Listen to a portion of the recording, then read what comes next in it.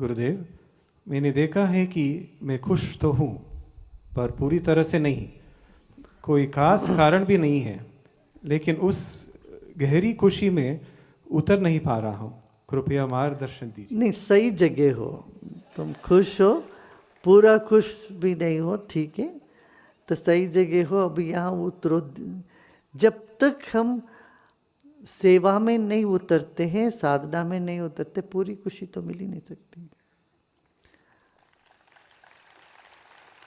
हम अपना खुशी को ही देखते रहे, मुझे और कैसे खुशी मिले, और कैसे खुशी मिले, ये नहीं सोचो। खुशी को लात मारोगे तो प्रेम मिलेगा, और प्रेम मिलता है तो साथ में साथ विरह भी मिलता है।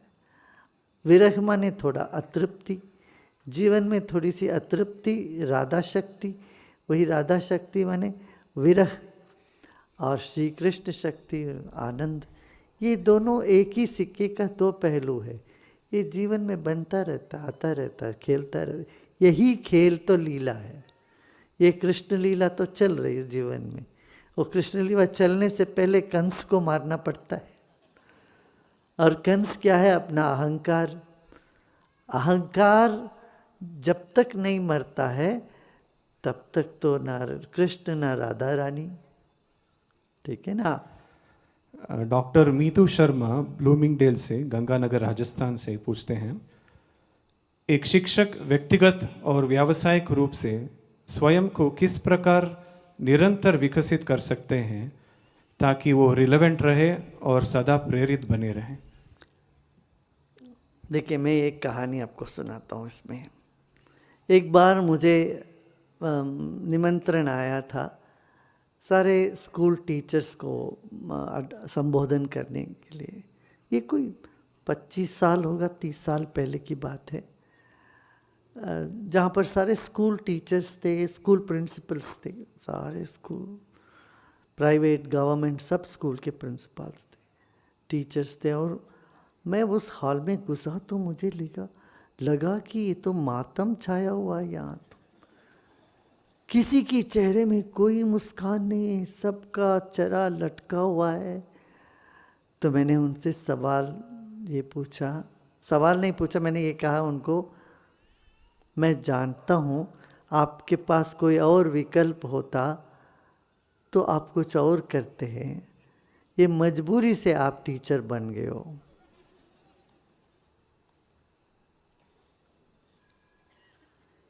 बहुत से मुंडी हिलते गए,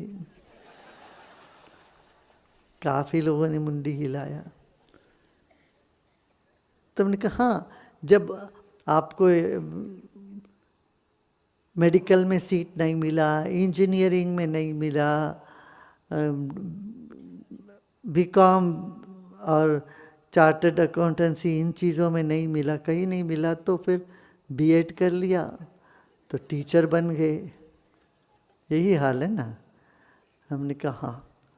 मैंने कहा देखो, एक डॉक्टर जो है हमेशा बीमारों के साथ रहते हैं जिंदगी भर। एक इंजीनियर यंत्र के साथ रह के वो यंत्रवत हो जाते हैं। डॉक्टरों में बहुत बीमारी है, पता है आपको?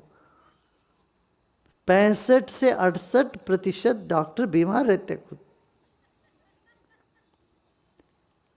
तो मैंने फिर उनको कहा, देखो आपको तो तनख्वाह तो नहीं मिलता है, कोई कम तो नहीं मिल रहा है, गवर्नमेंट ने तनख्वाह सब बढ़ा दिया था उन्हीं दिनों में। आपका तनख्वाह मिलता है, 2 महीने छुट्टी भी मिलती है, और जीता जागता नए बच्चों के साथ आपका जीवन रहता है। ये तो अपना सौभाग्य समझो। जैसे हम ऐसे एक छोटा सा संक्षिप्त में बता रहा हूँ, ऐसे में 15-20 मिनट कुछ बोला तो उसके बाद लोगों के चेहरे में मुस्कान आने लगी, खिलने लगे हूँ। हाँ, ऐसे तो सोचा ही नहीं था पहले। क्योंकि हमें अपना जो भी व्यवसाय है उस पर उसको सम्मान करना चाहिए। अपना व्यवसाय को सम्मान नहीं करोगे तो आप अपने आप को भी, आत्मसम्मान भी खो जाता है उसमें। तो आत्मसम्मान माने अपना व्यवसाय को भी सम्मान करें, कुछ भी करें वो अच्छा है। भगवान ने आपको ये काम दिया है, ऐसे समझ के करिए। जिंदगी क्षणिक है, जब तक है हम यहाँ पर अच्छे बीज बो के जाएं, अच्छा काम करके जाएं, इस तरह का एक विशाल दृष्टिकोण अपनाना चाहिए। एक दूसरा, आप लोगों को सबको ध्यान में, ज्ञान में, अपना भारतीय जो पुरातन विद्या जो है इसमें भी रुचि लेना चाहिए।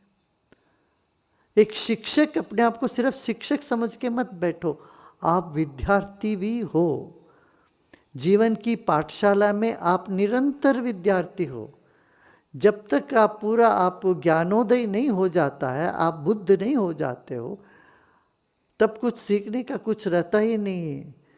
फिर भी जो है तब तक तो आपको सीखते रहना चाहिए। तो अपने आप को ये देखिए कि आप विनम्र है क्या, और पढ़ रहे हो क्या, और सहज हो क्या।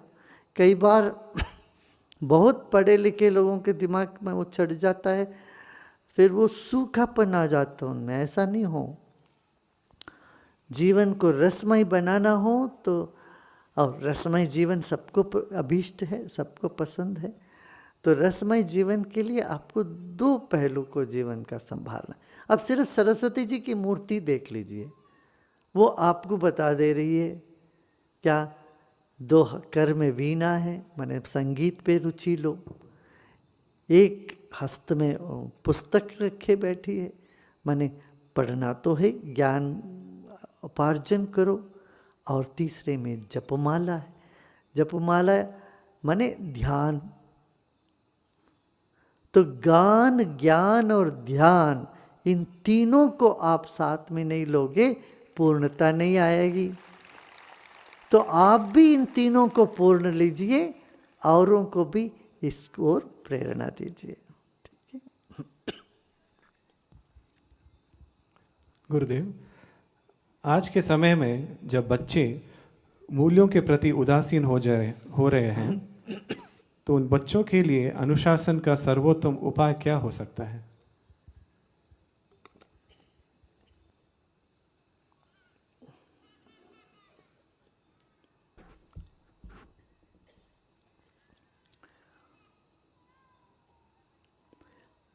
अनुशासन कैसे बच्चों में लाएं, उसके लिए एक नहीं कई उपाय हो सकते हैं। कई पाठशालाओं में, कई स्कूलों में ये बात लागू की गई है। आप वो सबसे लीजिए, उन सब का बेस्ट प्रैक्टिसेस जो भी हो सकता वो सब अपनाइए। अपने यहाँ तो उन सबको कहते ही, अच्छा योग तो कराते ही हैं, फिर खेल कूद।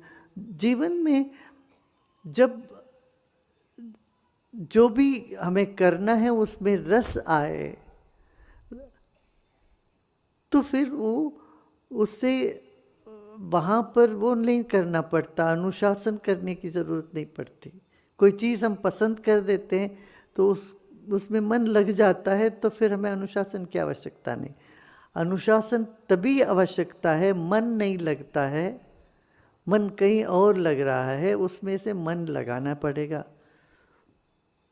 और ये भी आवश्यक है, ऐसा नहीं कह सकते कि हमेशा सब जगह हर वक्त मन लगा रहेगा।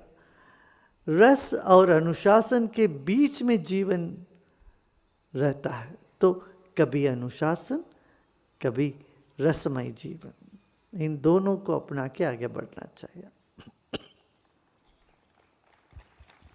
और अनुशासन कैसे होना चाहिए? जैसे घोड़े का लगाम या साज का तार। साज का तार बहुत टाइट हो तो गाना नहीं निकलेगा, आवाज़ नहीं निकलेगी उससे। यदि बिल्कुल ढीला पड़ जाए तार, तब भी आवाज़ नहीं निकलेगी। इसलिए उसको ट्यूनिंग करना पड़ता है। इस तरह से मध्यम मार्ग में अनुशासन चलना चाहिए। ये प्रश्न श्रीमती गीतांजलि साहू SSR एवं बैंगलोर ईस्ट से हैं। शिक्षा में रचनात्मकता और इंट्यूशन की क्या भूमिका है?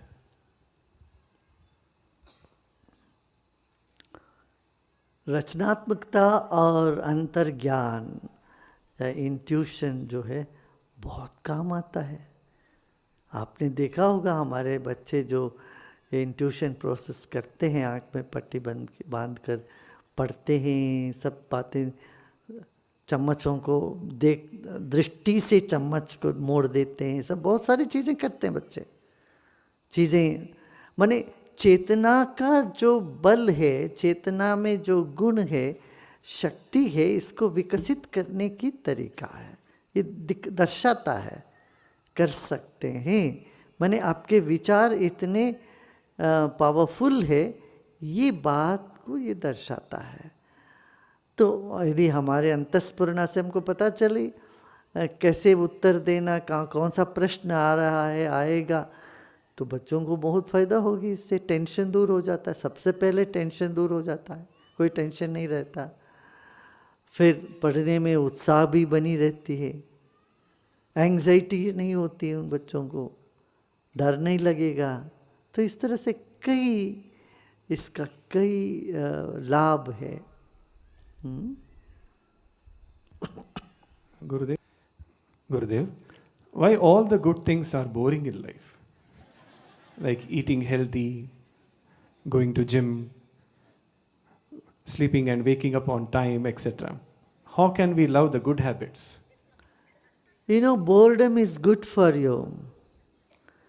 What happens when you get bored, a certain part of your brain gets activated, and that helps your brain to stop many of those stress hormones being generated inside of you. It helps to reduce the stress hormones. Boredom is okay. You should do even same. Japa is also like repeating the same word. It will be bored. God must be even more bored listening to you saying so many times, my God, you stop it, you would say. How many times you call me? So but that is not for God, it's not for divinity. भगवान को खुश करने के लिए जाप नहीं करते हम, जाप करते कि अपने मन की, मस्तिष्क की, it is bringing that needed, the change that you desire in your own system. That is why japa is useful. So boredom is good. Blessed are those who are bored. I gave a talk about this some 30 years back in America. Blessed are those who are bored. Because the boredom is the junction which takes you towards love or towards frustration. Here in India, when you go from Bangalore to Trichy and all, usually the train would go up to Jolarpet in one direction. And then later on the train would go in another direction. In Jolarpete, they change the line, it goes like this and then it will keep coming back like that. So the Jolarpet is the junction where all that, you have many options to go right, left, north, south, east, west. Like that I think Nagpur or Wardha someplace also, when you go to Delhi from here, there are some junctions in which you can go in many ways. But now with the metros, there are many lines everywhere. Those days, these were the main places where people have to, like Guntur. You go to Guntur, all the train, you go north or Bombay or Chennai or come to Bangalore. So like this, boredom is a junction from where you go to sleep, you get into frustration, or you become brilliant in your, brilliance develops inside you, or you get into deep state of samadhi and then love. That's why people who are in love, they repeat words so many times they don't get bored. Love and boredom has the same, one common thing is they won't both repeat a lot. Correct? So that's enough for today.